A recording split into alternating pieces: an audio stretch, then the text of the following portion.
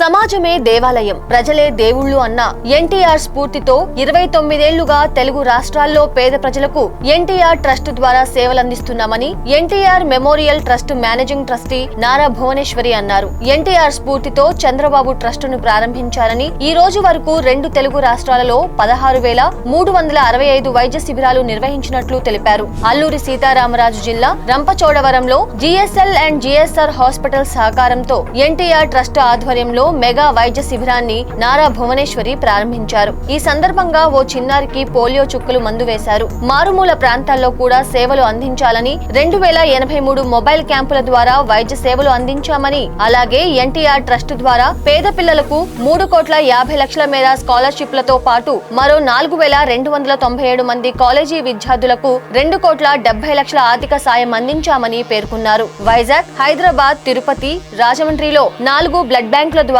5 లక్షల యూనిట్ల రక్తం సేకరించి 9,18,000 మందికి అందించామని పేర్కొన్నారు. ఇదంతా ప్రజలు, దాతలు తమపై నమ్మకం ఉంచి సహకరించడంతోనే సాధ్యమైందని, ఎన్టీఆర్ ట్రస్ట్ తరపున ఏ కార్యక్రమం చేపట్టినా దాతలు ముందుకు వస్తున్నారని, పేదల కోసం ట్రస్ట్ ఖర్చు చేస్తున్న నిధులకు దాతలు సహకారం అందిస్తున్నారన్నారు. దాతలు తమపై ఉంచిన నమ్మకమే తమ బలమని భువనేశ్వరి వ్యాఖ్యానించారు.